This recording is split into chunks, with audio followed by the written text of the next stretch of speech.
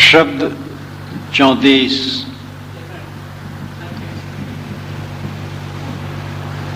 हरिजन हंस दशा लिए डोले, निर्मल नाम चुनी चुनी बोले। मुक्ता हर लिए चोंच लुभावे, मौन रहे के हरियस गावे। मान सरोवर तटके बासी, राम चरण चित अंत उदासी। कागा कुबुद निकट नहीं आवे, प्रतिदिन हंसा दर्शन पावे। नीर छीर का करे निबेरा, कहीं कबीर सोई जन मेरा। हंस दशा लिए डोले, इस शब्द से लेकर के आगे 6 शब्दों तक सदगुरु कबीर हर शब्द से अपना कथन आरंभ करते हैं। इसलिए हरि पर विचार कर लेना चाहिए। हरि शब्द आत्मा परमात्मा पर कब से बना? पहले हरि का अर्थ घोड़ा या इंद्र माना जाता था। वेद और वैदिक साहित्य में हरि का अर्थ यही होता था। वाल्मीकि रामायण में हरि का अर्थ बानर है।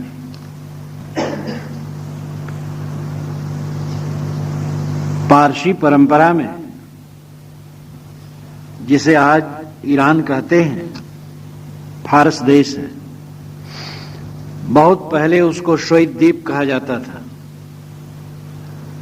वहां की सामान्य ग्रामीण भाषा, जिसे सासानी भाषा कहते हैं, उसमें ईश्वर को हरमुच कहा जाता था। और वहां की शुद्ध भाषा में उसको और मजदा कहा गया। संस्कृत के विद्वानों ने जब वहां से संपर्क किया तो उन्होंने हरिमेधस उसको कहा। और ईसा के लगभग आकर हरि विष्णु परक बना। हरि का अर्थ विष्णु, ये पहले नहीं था। कुषाण काल में इसका प्रचलन हुआ। कुषाण काल ईसा की प्रथम शताब्दी से तीसरी शताब्दी तक है। और तीसरी शताब्दी के बाद गुप्त काल आता है। गुप्तों का राज होता है उज्जैनी में, और इसमें इसका विकास हुआ। कुषाण काल में हरि का अर्थ विष्णु हुआ और यत्र तत्र इसका प्रचार होने लगा। गुप्त काल में इन्हीं ईसा के 300 वर्ष के बाद हरिभजन खूब शुरू हो गया। सदगुरु कबीर जब अपनी वाणी बोल रहे थे, उसके 1000 वर्ष के पूर्व से हरिभजन शुरू था। और उसके 500 वर्ष के पूर्व से राम भजन शुरू था। राम भजन भी पहले नहीं होता था। वाल्मीकि रामायण में कहीं नहीं लिखा है कि राम राम जपो। ईसा के 1000 वर्ष के बाद से राम भजन आरंभ हुआ है। सदगुरु कबीर ने अपने जमाने के प्रचलित शब्दों को लिया, लेकिन उसका आध्यात्मिक अर्थ दिया। कबीर साहब का हरि आत्मा है, राम आत्मा है, विष्णु आत्मा है, सारंगपाणी आत्मा है। और आत्मा के लिए सारे शब्दों का प्रयोग उन्होंने किया है। बृहद हिंदी कोश में उसके लेखकों ने हरि का अर्थ जो दिया है वो इस प्रकार है। हरा, हरापन लिए पीला। पिंगल, कपिल, पीत, ले जाने वाला, वहन करने वाला। विष्णु, इंद्र, मेघ, शिव, ब्रह्मा, यम, सूर्य, चंद्रमा, मनुष्य, प्रकाश की किरण, अग्नि, वायु, सिंह, सिंहराज, अश्व, गीदड़, इंद्र का घोड़ा, बंदर, बनमानुष, हंस, कोयल, मेढक, सांप, मोर, तोता, कृष्ण, राम, भर्तृहरि, शुक्र, गरुण का एक पुत्र, एक पर्वत, एक लोक, एक वर्ष, भूभाग, एक बड़ी संख्या इत्यादि। बनारस की तरफ एक कहावत है, हरि गर्जन सुन हरि बोलेला, हरि के शब्द सुन हरि चलेला, हरि बीचे ही मिलल, हरि के हरि लिलल, हरि के प्रताप से हरि बचेला। हरि गर्जन सुनी हरि बोलेला, हरि नाम बादल, उसके गर्जन सुन करके हरि बोलता है, नहीं मेढक बोलते हैं। हरि के शब्द सुन हरि चलेला, जब मेढक का शब्द सुना तो सांप चला। हरि बीचे ही मिलल, इतने में मोर बीच में मिल गया। हरि के हरि लिलल, मोर ने सांप को निगल लिया। हरि के प्रताप से हरि बचेला, इस प्रकार मोर के प्रताप से मेढक बच गया। तो इस ढंग से बादल, मेढक, सांप, मोर ये सब हरि। हर शब्द की व्यापकता को देखते हुए ये समझा जा सकता है कि हरि के अर्थ कितने होते हैं। ज्यादातर हरि विष्णु के लिए रूढ़ हुआ आज से पूर्व 2000 वर्षों से, और गुप्त काल में फला फूला। हरि विष्णु है और कबीर साहब का विष्णु आत्मा है। हरिजन हंस दशा लिए डोले, हरि आत्मा है, हरि ज्ञान है, हरि हीरा जंजौहरी सबन पसारी हाट, और हरिजन है जो आत्मलीन हो। हरि है आत्मा, हरि है अपना स्वरूप, और जो आत्मा में लीन हो हरिजन है। वो हंस दशा लेकर के डोलता है।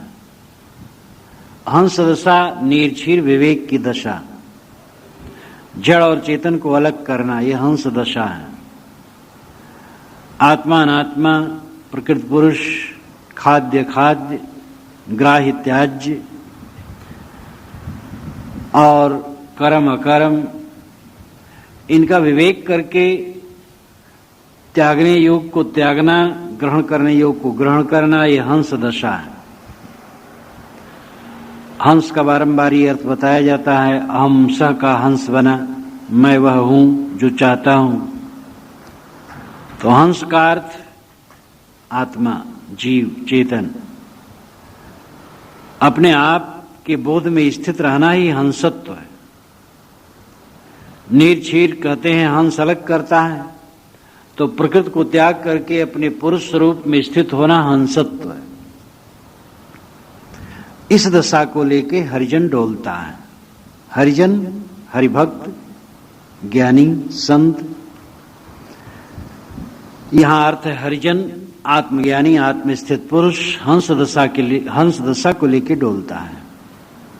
विवेक विचार पूर्वक चलता है। जीवन में सदाचारी रहता है, वो संयम नियम से रहता है, स्वच्छता से रहता है, विवेक विचार से रहता है, और सब समय प्रकृति का राग त्याग करके निस्वरूप में विश्राम के अभ्यास को लेके चलता है।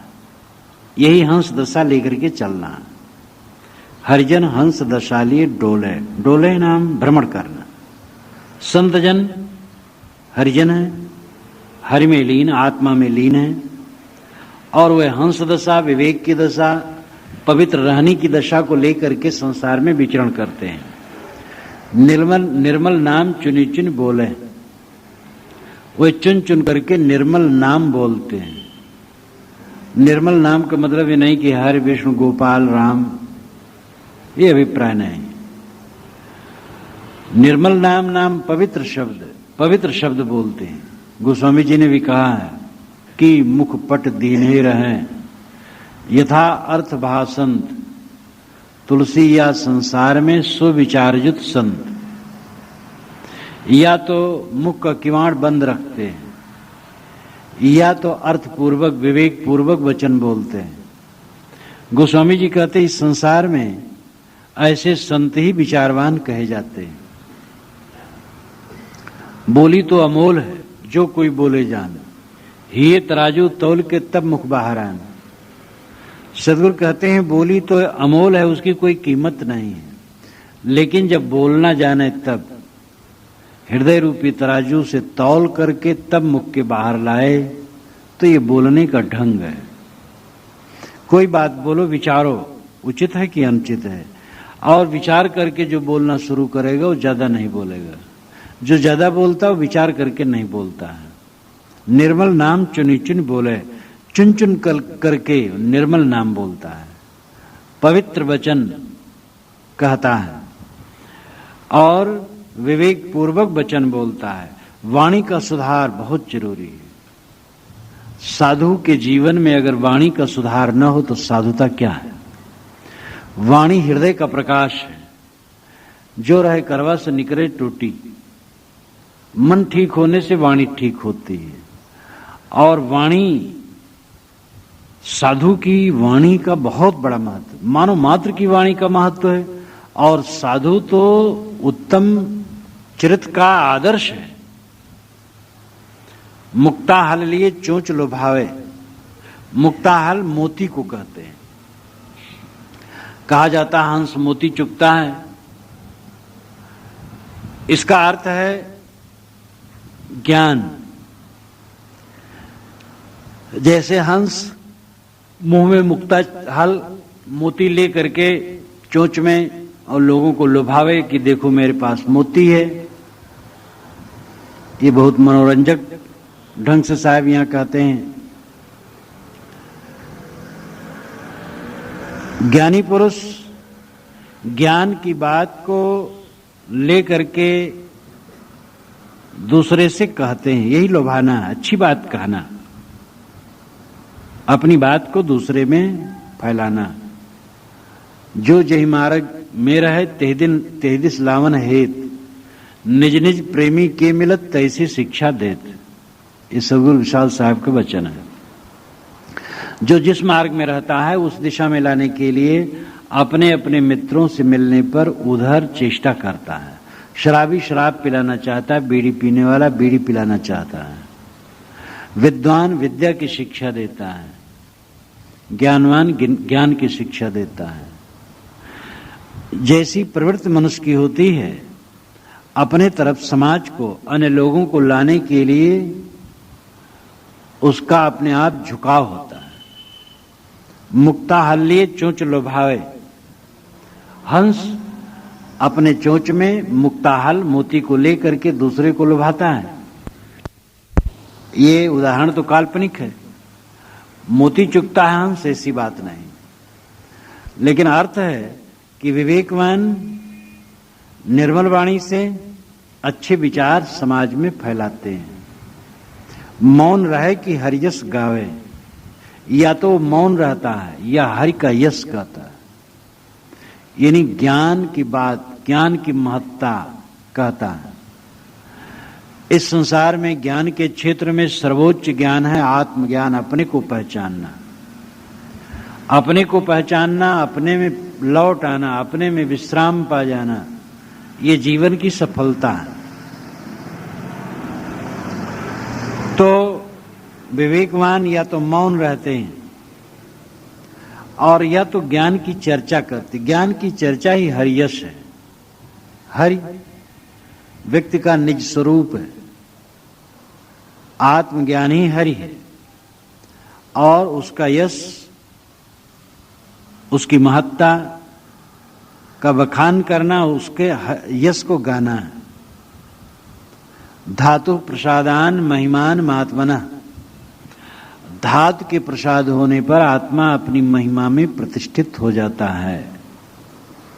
धातु जो धारण करे, इंद्रिय और मन देह को धारण करते हैं, इसलिए इंद्रिय मन को धातु कहा जाता है। तो इंद्रिय और मन के शुद्ध हो जाने पर आत्मा अपनी महिमा में प्रतिष्ठित हो जाता है। उसका यश यही है, निस्वरूप का ज्ञान।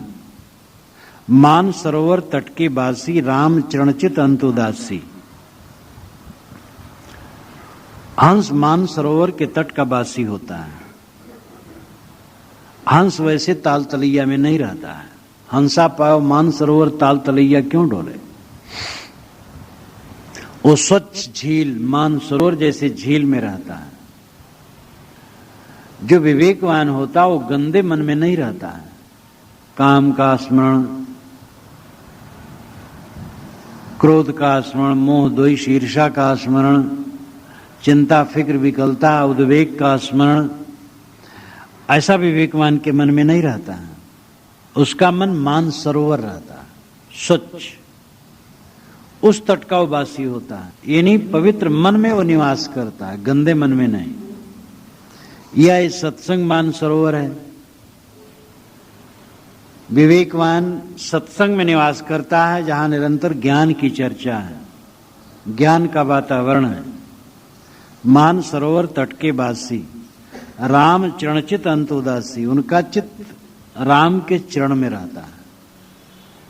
साहब बिल्कुल ऐसे ढंग से कहते हैं कि लगता है कोई सगुण उपासक कह रहा हो। उनके बीजक का जो मर्म जानेगा वो भटकेगा नहीं। रामायणी में देख लो, जहां पर साहब ने अनेक अवतारवाद के विषय में कल्पना का खंडन किया है। 75वीं रामायणी 8वें शब्द 18वें शब्द में इसको हम ठीक से समझ सकते हैं। राम को, रामचंद्र महाराज को वो एक महापुरुष मानते हैं, उपासनी नहीं। गोपाल को एक महापुरुष मानते, उपासनी नहीं। कबीर साहब का गोपाल, कबीर साहब का राम, कबीर साहब का रघुराई अंतरात्मा ही है। उनका विष्णु, उनका सारंगपाणी, उनका हरि अंतरात्मा ही है। तो रामचरण चित अंत उदासी, रामचरण में चित रखते हैं। उसका लाक्षणिक अर्थ है राम में चित रखते हैं।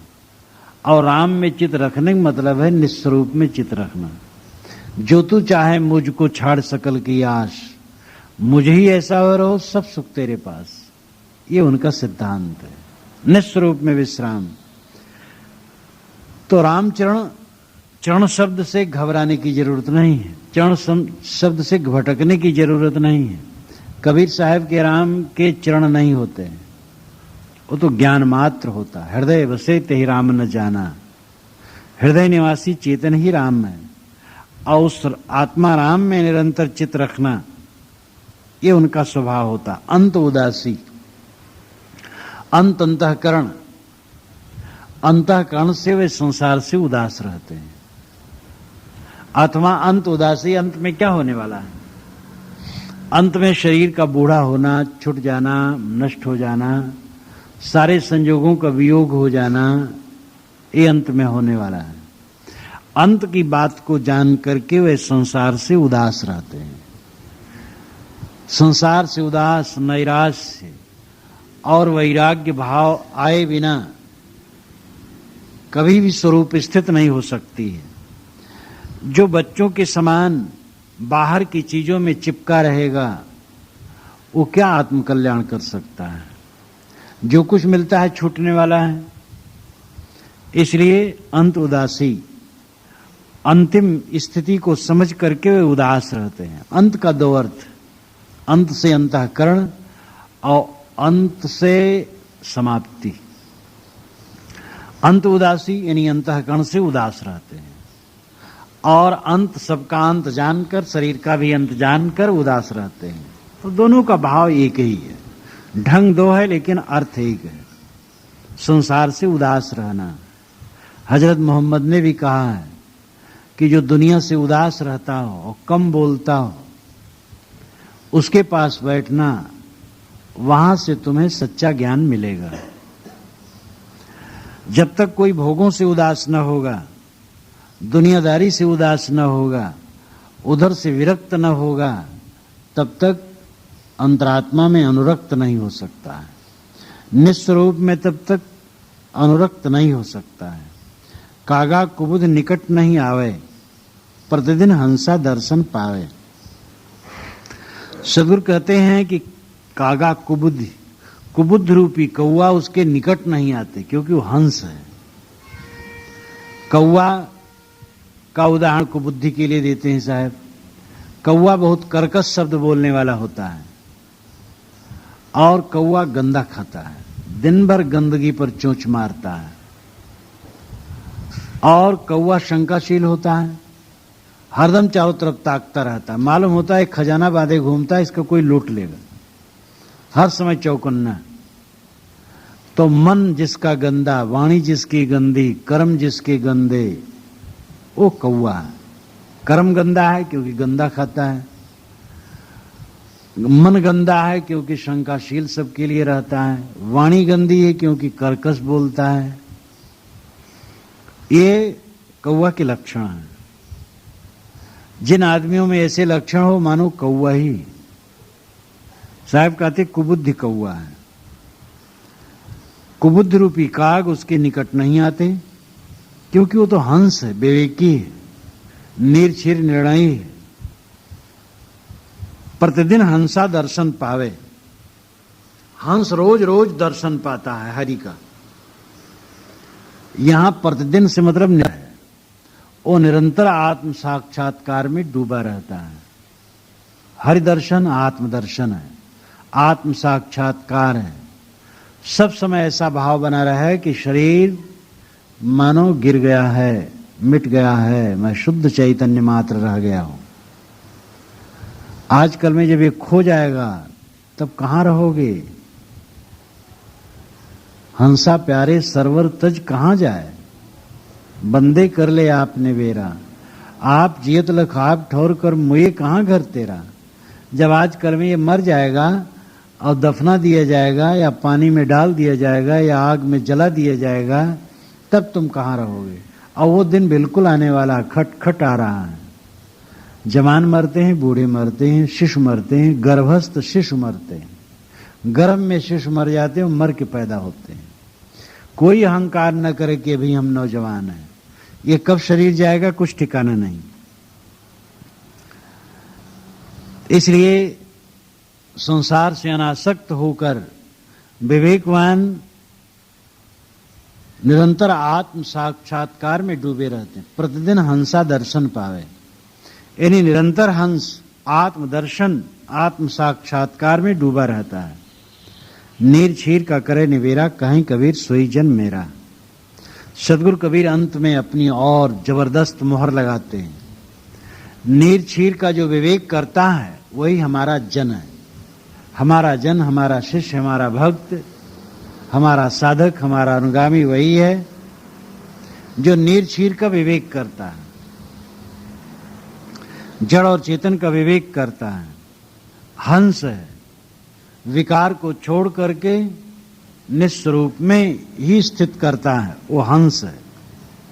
इस प्रकार सद्गुरु इन 5 पंक्तियों में बहुत मार्मिक बातें कही हैं।